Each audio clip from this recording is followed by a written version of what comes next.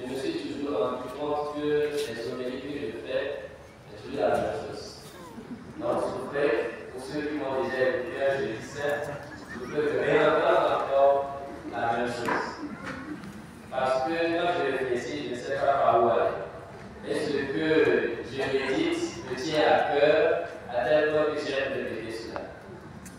Alors, nous célébrons l'institution de l'Eucharistie.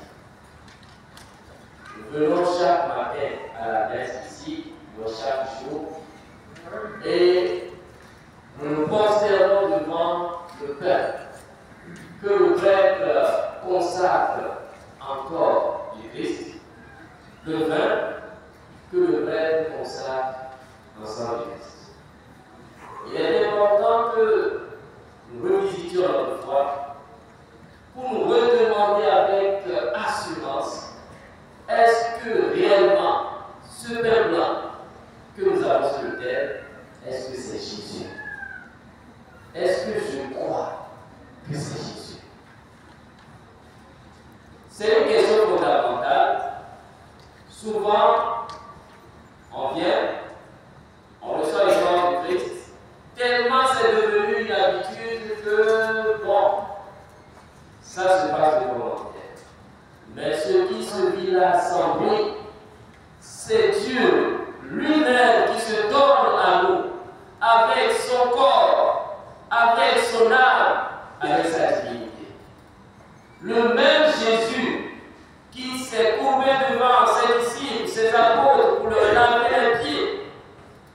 Le même Jésus qui, il y a plus de 2000 ans, a purifié les lépreux, a guéri les malades, a ressuscité les morts, a annoncé l'évangile, est mort, et bien plus, est ressuscité dans les morts. C'est ce même Jésus qui se donne à nous sur l'autel. Il n'y a pas de différence. Et il a bien dit à Thomas, tu crois parce que tu m'as vu. Heureux ceux qui croient sans avoir vu. Il a pensé à nous, ces disciples d'aujourd'hui. Est-ce que vous l'avez déjà vu? Vous l'avez déjà vu? Il y a peut-être certains qui ont vu dans les rêves, ou bien dans les hallucinations, ou bien dans des révélations spécifiques. Mais, dire qu'on l'a vu, on l'a touché, comme tout le monde l'a fait, on n'a pas fait cette expérience. Mais il nous dit, heureux ceux qui croient sans avoir vu. Alors ce qui se passe là, ce qui se réalise là, ce qui se célèbre, c'est Dieu lui-même qui se donne. C'est pourquoi, quand le prêtre prend le pain et dit, ceci est mon corps livré pour vous, quand il finit de dire ça, il dépose, lui-même, il se prosterne devant ça. Il se prosterne devant ce pain qui est changé en corps du Christ. Quand il dit, ceci est mon sang versé pour vous, le prêtre se prosterne encore devant ce mystère qui le dépasse. Alors, l'Eucharistie, frères et sœurs, croyons-le, c'est Dieu. C'est Dieu lui-même qui se donne. Et chaque fois que le Saint-Sacrement est exposé à l'autel, et que nous venons visiter le Saint-Sacrement, ce n'est pas seulement un acte de dévotion pur et simple. Nous venons visiter Dieu. Nous venons rencontrer Dieu. On raconte au temps de Jean-Marie Vianney, le Saint Jean-Marie Vianney, qui avait un cultivateur qui avait l'habitude de passer. Quand il passe devant une église, il rentre et dit, Jésus, tu es là, je suis en train d'aller au champ. Et donc, sur le lieu de sa vie. Et il continue son chemin. Au retour du champ, il dit, Seigneur Jésus, tu es là dans le Saint-Sacrement, tu es là dans le tabernacle. D'accord, moi j'ai fini, tu es en train de rentrer, tu veux te dire bonsoir, bon, et à toi aussi. C'est ça, son travail de tous les jours. Tous les jours. Et quand sa mort est venue et que le prêtre devait l'assister, il était là, effrayé devant la mort.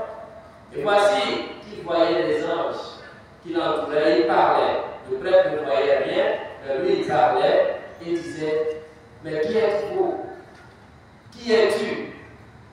Et la personne lui répondait, je suis celui que tu visites chaque jour. Je suis celui à qui tu viens dire chaque fois, bonne journée, bonne soirée, bonne nuit.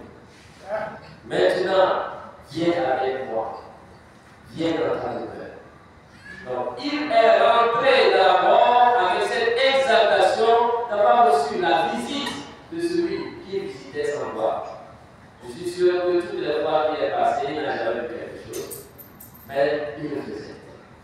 Et donc, rappelons toujours que c'est Jésus lui-même qui se donne à nous dans le mystère de l'Eucharistie. C'est pourquoi on le dit toujours, enlever l'Eucharistie de la vie chrétienne, il ne reste plus rien. L'Eucharistie est la source, donc la source, là où on puise tout. L'Eucharistie en même temps le sommet, c'est-à-dire ce vers quoi nous tendons dans sa perfection. La dernière fois, à la récollection ici, je racontais l'histoire de mon pauvre papa, quand il était tout petit, il était en classe de CE2, je pense, où, à la fin d'une messe, à la fin d'une classe, ses amis, ses camarades de classe lui disaient, à nous, on va recevoir le petit Jésus le dimanche. Le dimanche, on va recevoir le petit Jésus.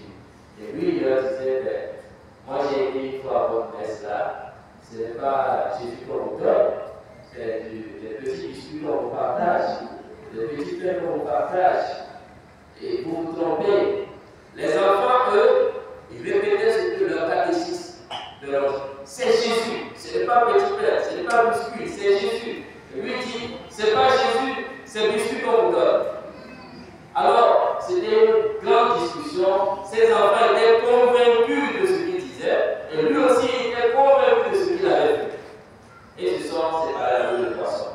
Alors, il s'est dit dans son cœur, bon, le dimanche, moi je vais à la messe là, pour aller voir si c'est Jésus qu'on leur donne, ou ce sont les biscuits blancs là qu'on leur distribue.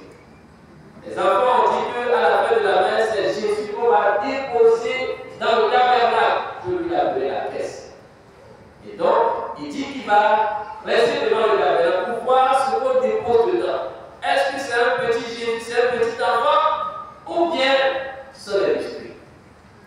Alors, il est venu à la messe avec sa foi d'enfant. Il est rentré dans l'église, il disait qu'il était à la porte de l'église avant que le catéchisme n'arrive pour ouvrir l'église. Il est rentré, il s'est assis tout droit devant le tabernacle. Il s'est dit, bon, le prêtre n'a qu'à venir commencer à ouvrir cette caisse-là, il va voir. Et prouver à ses amis que ces biscuits ont distribué ici. Alors il est resté là, à attendre, à regarder tout ce qu'on disait du début de la messe jusqu'à la fin de tout ça, ça avait importé. Le moment n'a pas venu. Enfin, le moment arriva où le prêtre était arrivé devant le tabernacle et il a ouvert le tabernacle. Alors il dit que quand on a ouvert le tabernacle, il a vu un petit enfant. Un petit enfant assis dans le tabernacle avec de longs cheveux, assis mais pas comme un enfant qui sait s'asseoir, un enfant qui balançait devant, en arrière, mais qui avait les yeux fixés sur lui. Il regardait cet enfant. Qu'est-ce qui se passe? C'est quoi ici? Il était perdu en lui-même. Et puisque vous avez vu le prêtre fermer le tabernacle, il a frotté les yeux.